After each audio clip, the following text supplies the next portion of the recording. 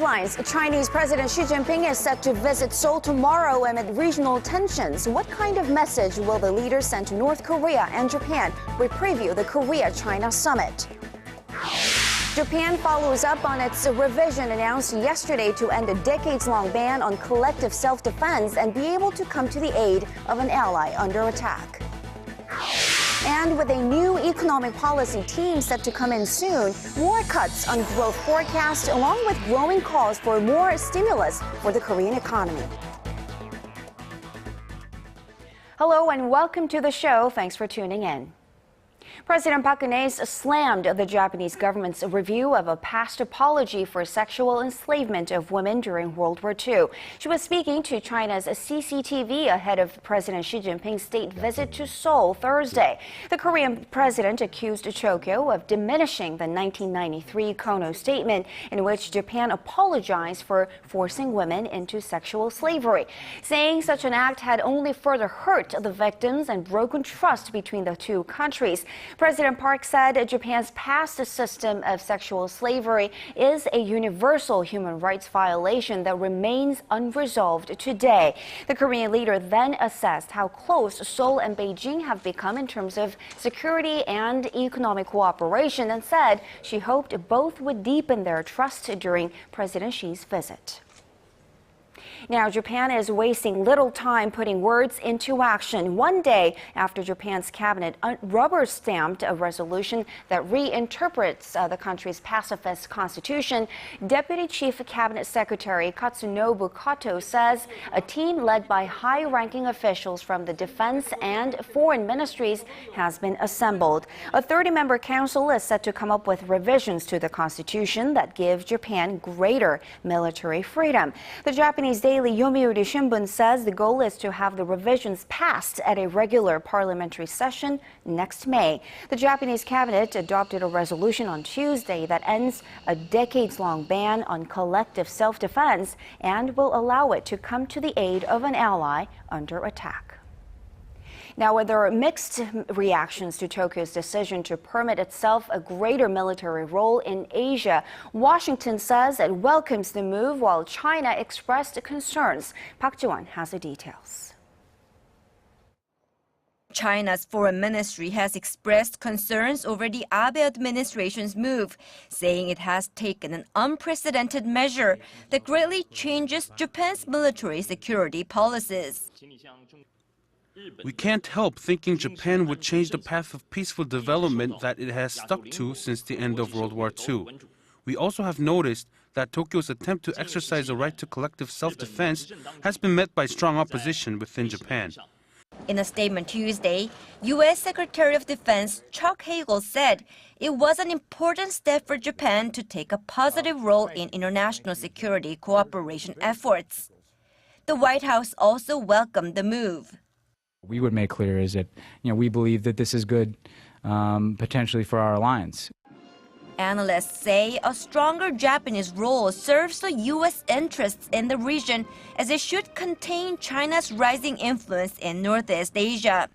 Meanwhile, Prime Minister Abe's reinterpretation of the country's pacifist constitution has gone down badly with many inside Japan. Japan's opposition blocs and protesters are demanding that Abe and the ruling coalition go back on their decision. They say the public was not consulted with on an issue that not only changes the pacifist nature of the constitution, but also affects the future of the Japanese people. Park Ji-won, ARIRANG News.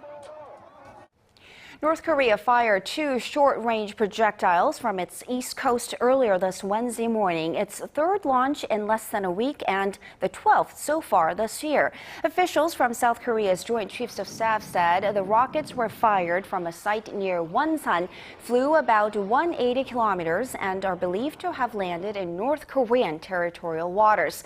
The South Korean military is maintaining its vigilance against additional launches. An unnamed military officer said the North may be trying to gain attention ahead of Chinese President Xi Jinping's visit to Seoul on Thursday, or that the launches could be in response to South Korea's rejection earlier this week of a North Korean proposal to end military hostilities. So the leaders of Seoul and Beijing will have a whole lot on their plates when they meet for the 5th time in 1 year tomorrow. Our Yudian points out some of the key issues topping their agenda, ranging from efforts to curb North Korea's nuclear ambitions and Japan's history provocations to Seoul and Beijing's free trade negotiations. Chinese President Xi Jinping's visit to Seoul this week sends a strong message to the North Korean leadership. It's practically the first time a Chinese leader, after taking office, is coming to South Korea before paying a visit to Beijing's traditional ally, North Korea. When the leaders of South Korea and China meet on Thursday, they will seek ways to substantially develop their strategic cooperative partnership with a strong focus on the North Korea nuclear issue.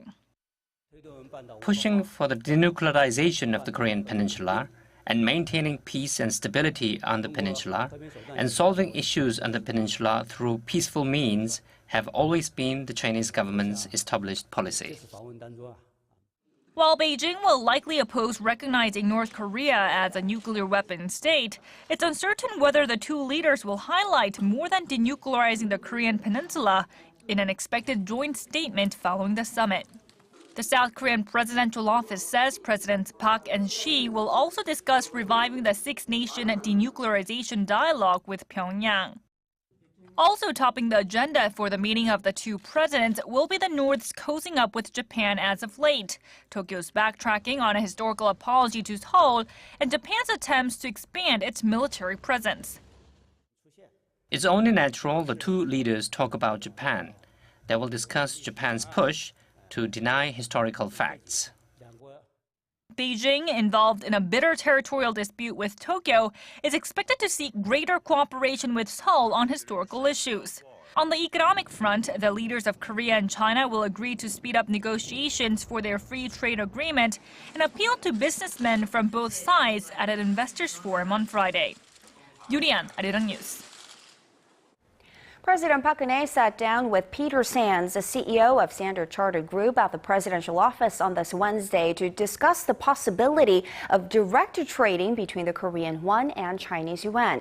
This comes ahead of the Korea-China summit tomorrow, where the two leaders are set to discuss allowing direct trading between the two currencies. Seoul has reportedly been aiming to launch the won-yuan direct trading this year, which is expected to boost trade with Beijing.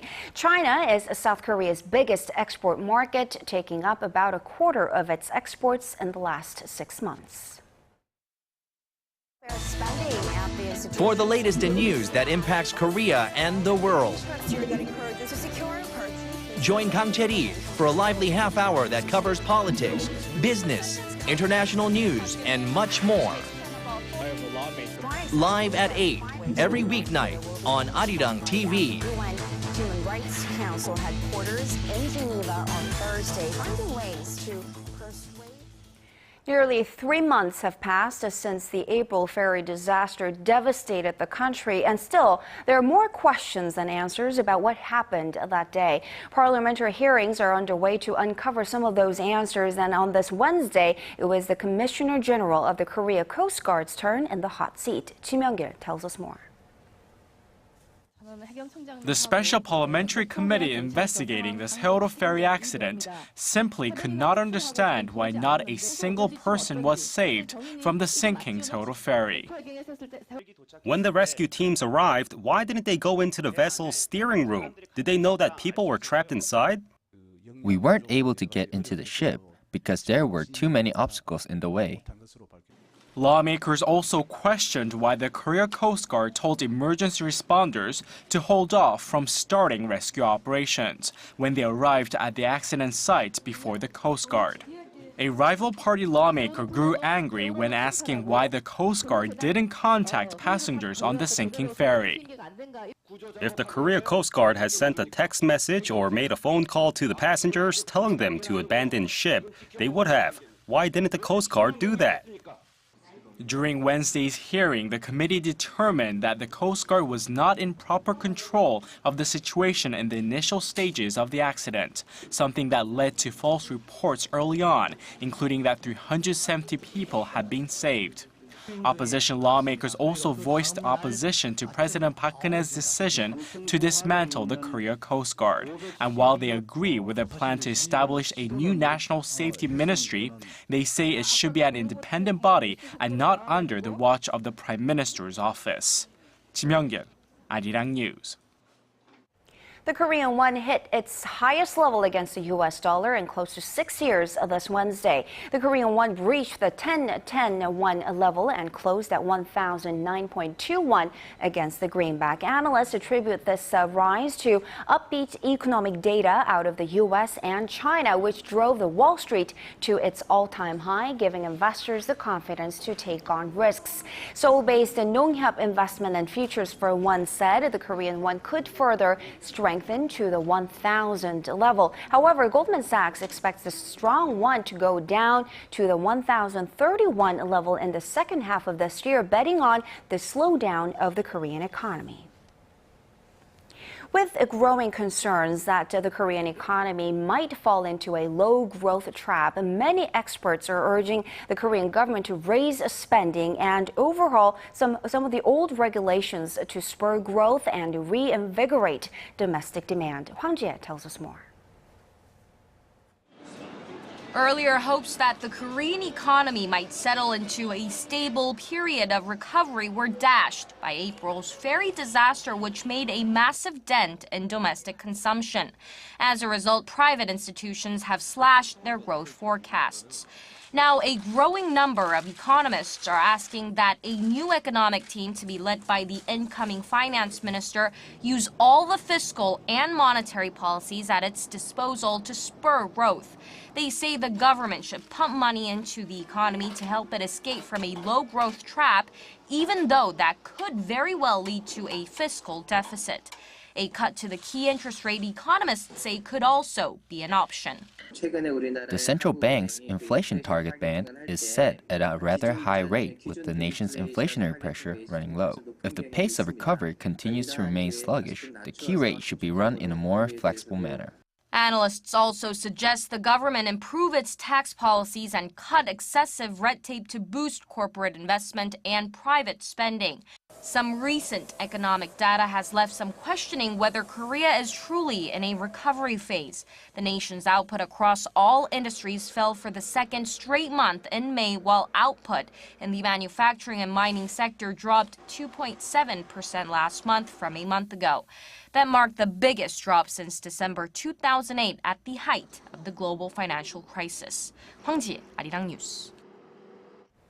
It seems that government policies encouraging women to re-enter the workforce are on the right track and apparently making an impact. New data shows the economic participation rate for women in Korea rose to a 7-year high last month. Kim Ji-yeon reports.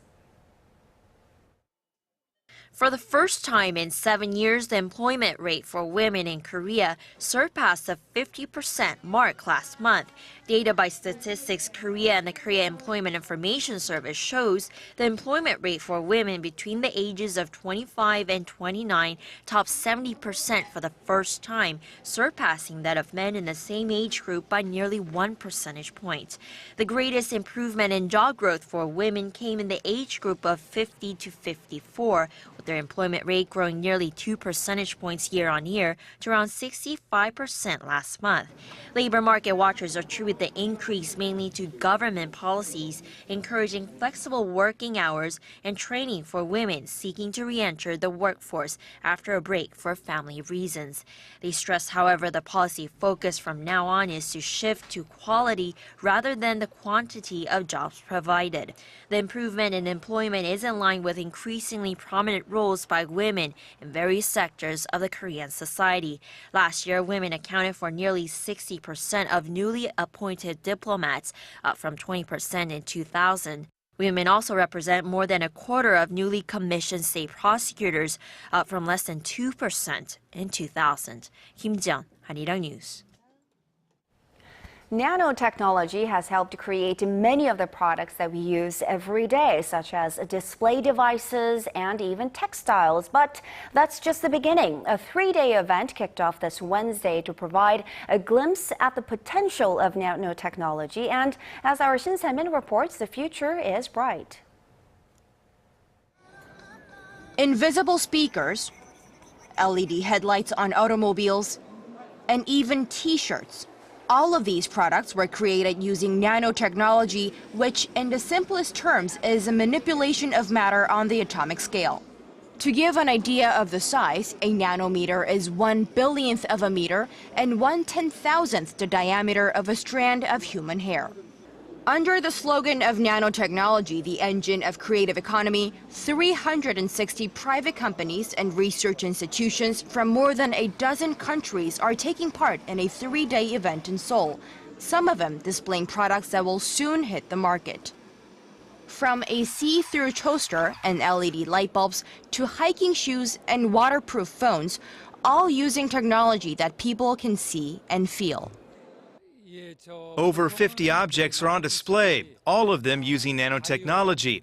This year specifically, we try to show nanotech objects that incorporate the biology, environment, and telecommunications sectors, objects that could also become industrialized. Nanotechnology, which has a range of applications in the development of automobiles, textiles, and even in machineries, has become a new growth engine for South Korea. A recent report from the Ministry of Trade, Industry and Energy shows that the domestic nanotechnology sector created over $128 billion in sales in 2012, up over 27% from the year before. And according to an industry insider, Korea has the potential to become a global leader in the industry. Shin Se-min, ARIRANG News. And now for the latest from the 2014 World Cup in Brazil, Argentina won its game against Switzerland 1-0. This match went scoreless and seemed bound for penalty kicks until we got one goal right at the end of extra time, which Lionel Messi set up beautifully for Angel Di Maria, sending Argentina to the next round. And the United States lost to Belgium 1-2. The Americans proved to be quite the Cinderella team, and its goalie, Tim Howard, turned in an amazing performance. So the top 8 have now been decided, and you can catch the quarterfinalists in action on Friday and Saturday local time.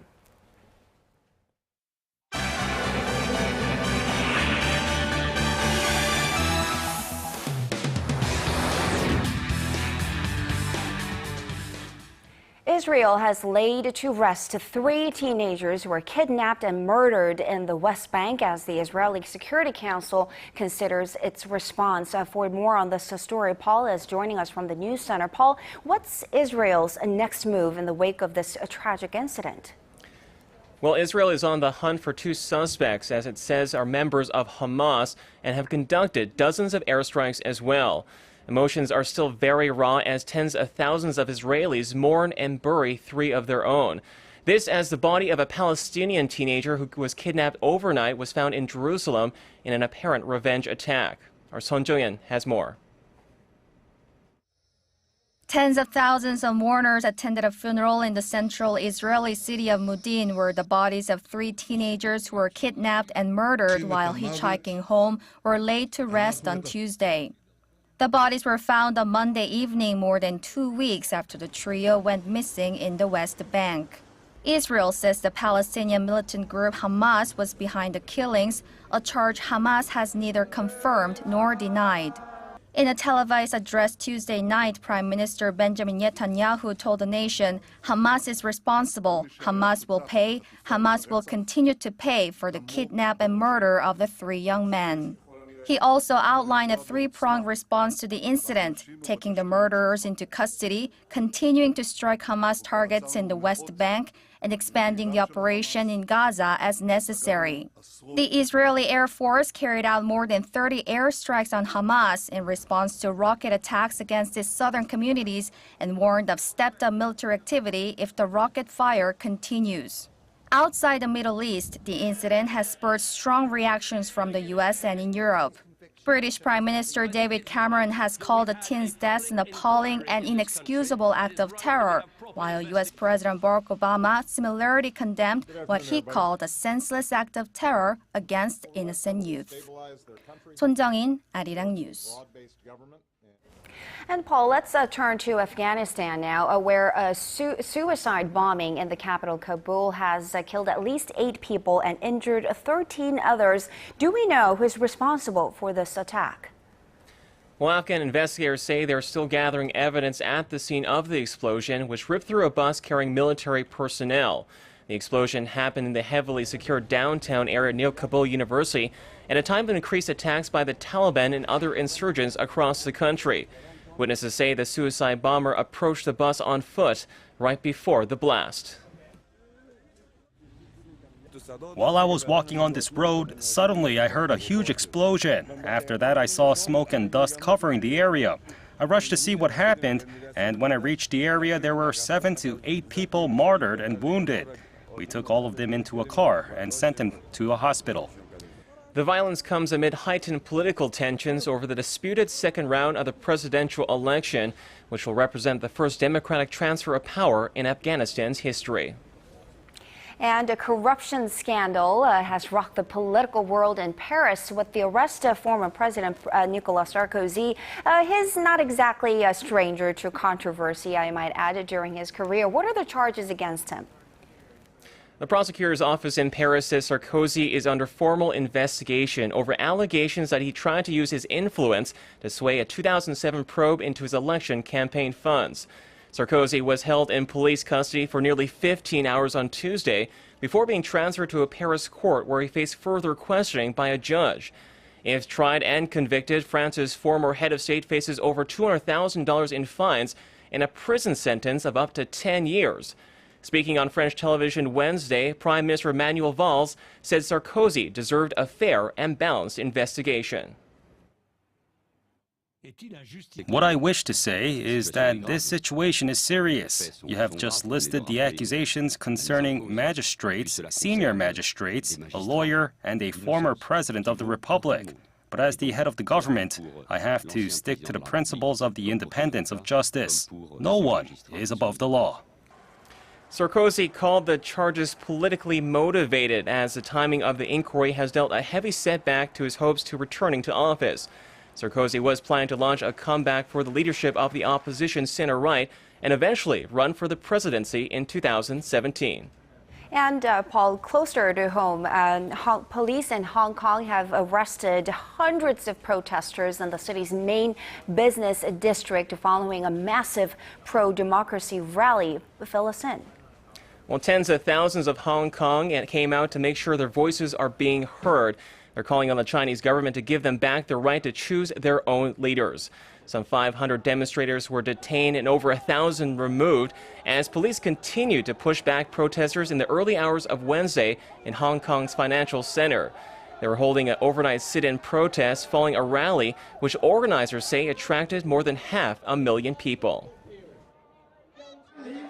Obviously, we are here, all of us here, fight for democracy, fight for universal suffrage.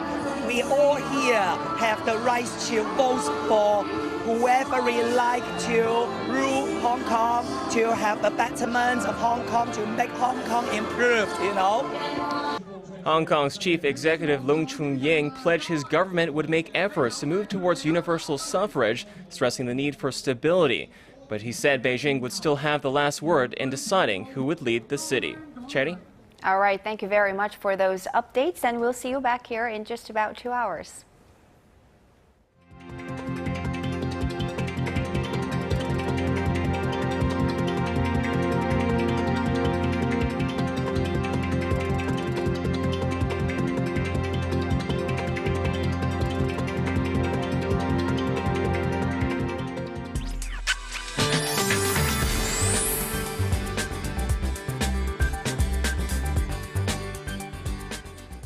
Now let's get a check on the weather conditions and more with our Kim Bo-kyung at the Weather Center. Bo-kyung, it's started to rain here in the capital. That's right, and a heavy rainfall warning has been issued for Gyeonggi-do Province and Jeju. At the moment, parts of the central regions are getting over 30 millimeters per hour of heavy rainfall due to instability in the atmosphere. Monsoon rains are falling down south, which should continue through tomorrow, dropping between 30 to 80 millimeters, and 5 to 40 millimeters are in store for Seoul and Gyeonggi-do Province. On to Thursday's readings, Seoul reaches 25 while cities down south hit the mid-20s. As for other places, Daejeon and Jeju make it to 25 and 27, Dokdo to 22. While over in Brazil, no World Cup games will be played tomorrow, and players should be able to prepare for the next round of 8 under sunny skies in Rio. That'll do it for now, and I'll be back with more after 10. Thanks, Bo-kyung, as always. And that wraps up this edition of ARIRANG News. Thanks for watching.